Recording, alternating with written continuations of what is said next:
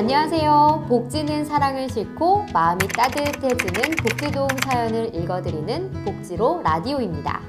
우리 주변에는 질병이나 장애 또는 실직 등으로 생계에 어려움을 겪고 있는 분들이 있습니다. 이분들을 바로 복지 위기 가구라고 부르는데요. 이런 분들 중에서는 자신이 받을 수 있는 복지가 무엇이 있는지 혹은 어떻게 신청하는지를 몰라 힘든 생활을 이어가시는 분들이 있습니다. 그런 분들을 위해 복지로에서는 본인의 사연 또는 타인의 사연을 제보받아 도움을 주는 도움 요청 서비스를 운영 중인데요. 오늘은 복지로 위기가구 도움 요청 서비스를 통해 여러 어려움을 해결할 수 있었던 감동적인 사연들을 가져와 봤습니다. 여러분도 사연을 들으시면서 본인 또는 주변에 이와 비슷한 문제를 겪고 있는 분이 계신다면 복지로의 위기가구 도움 요청을 신청해 보시는 것도 좋을 것 같습니다. 첫 번째 사연은 아름씨의 사연입니다. 안녕하세요. 저는 아픈 엄마와 함께 살고 있었는데요. 저희 집은 오래된 주택이다 보니 겨울이면 저희 모녀는 다가올 추위가 두려웠습니다. 하지만 우연히 복지로 도움 요청 서비스를 알게 됐고 서비스를 신청해 한부모 가정, 아동 양육비 등 정부의 소득 지원을 받게 됐습니다. 이때의 도움으로 어머니의 건강도 좋아지셔서 감사한 마음으로 살아가고 있습니다. 제 사연과 비슷한 청취자분들에게도 꼭 복지로 도움 요청을 알려드리고 싶습니다. 네, 아름씨의 사연 잘 들었습니다. 위기가구 도움 요청을 통해 희망을 찾을 수 있었던 아름씨의 사연에 마음이 훈훈해지는데요. 자, 그럼 두 번째 사연 들어볼까요? 두 번째 사연의 주인공은 김민수 씨인데요. 이웃의 작은 관심이 복지 위기가구에 큰 힘이 된 감동적인 이야기입니다. 안녕하세요. 제가 사는 동네에 지적장애 1급인 아들을 키우는 부성 씨가 있었습니다. 어느 날 부성 씨가 급성 당뇨로 쓰러지면서 건강에 문제가 생기더니 직장도 그만두게 되었습니다.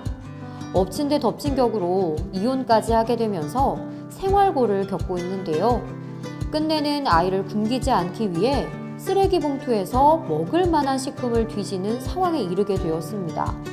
저는 이대로 둘 수 없다고 생각해 부성 씨의 사연을 복지로 도움 요청을 통해 제보했습니다. 그렇게 복지로의 도움으로 부성 씨는 의료비와 장애 자녀 교육 관련 지원을 받을 수 있었습니다. 제가 도움이 된 것 같아 정말 기뻤는데요. 제 이야기를 듣고 계신 여러분도 우리의 작은 관심이 힘든 이웃에게 큰 도움이 될 수 있다는 것을 알아주셨으면 좋겠습니다. 네, 두 번째 사연도 잘 들었습니다. 이렇듯 복지로의 도움 요청은 본인 또는 이웃의 사연을 제보하면 보건복지 콜센터나 지자체 복지 담당자에게 전달되는 편리한 서비스입니다. 특히 접수부터 진행 상황까지 시청자가 확인할 수 있다는 것이 장점이라고 할 수 있는데요. 그래서 오늘은 복지 위기가구를 돕고 관심을 가지자는 취지로 복지로 도움 요청 서비스를 이용하는 방법을 알려드리려고 합니다. 우선 인터넷 주소창이나 검색창에서 복지로를 검색하시면 복지로 포털 사이트가 나옵니다. 복지로 홈페이지 또는 휴대폰 어플 메인 화면에서 복지 도움을 찾아주세요. 상단의 복지 도움 카테고리에 마우스 커서를 갖다 대면 하단에 본인 도움 요청과 이웃 도움 요청이 나타나는데요. 본인이 도움 요청을 신청하는 경우에는 본인 도움 요청, 이웃을 제보하는 것이면 이웃 도움 요청을 클릭하면 됩니다. 우선 본인 도움 요청부터 함께 알아볼까요? 도움 요청 서비스는 가까운 주민센터와 보건복지 상담센터 129 그리고 복지로 홈페이지를 통해 사연을 적어 신청이 가능한데요.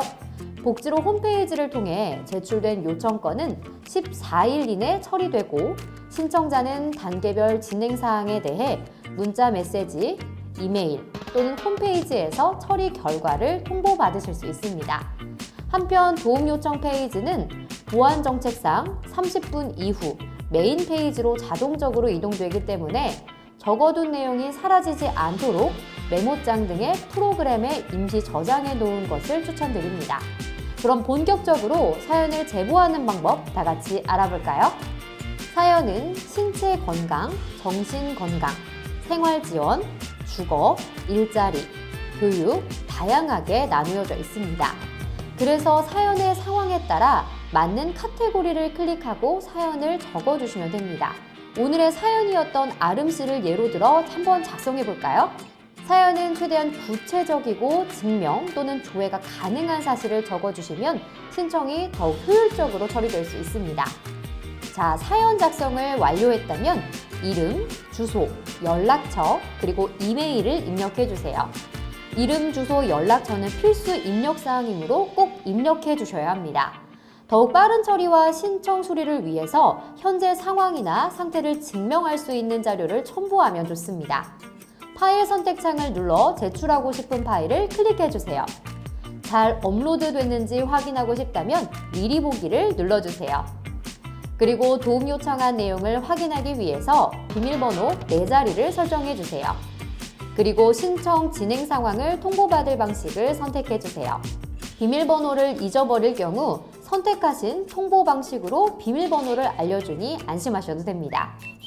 마지막으로 도움 요청을 위한 개인정보 수집 및 이용에 대한 동의를 해주시고 도움 요청을 클릭하면 끝입니다. 자, 어때요? 정말 쉽죠?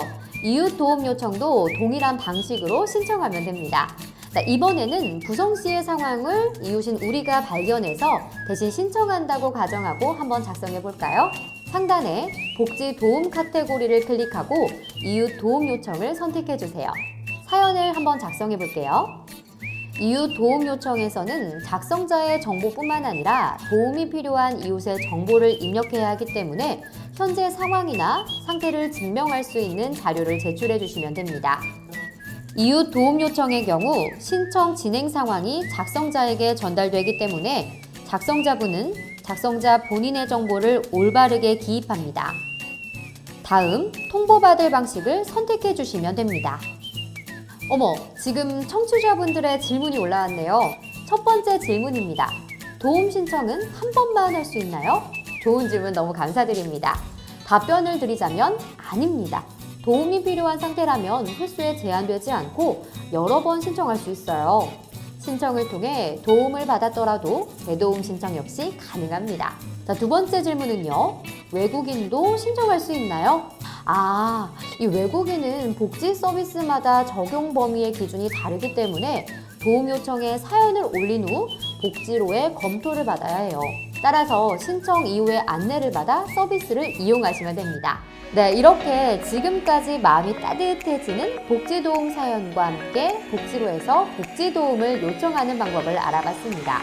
복지로에서 많은 복지 위기 가구를 찾아가고 돕기 위해서는 우리 모두의 따뜻한 관심이 필요할 것 같습니다. 네, 오늘도 좋은 시간이었고요.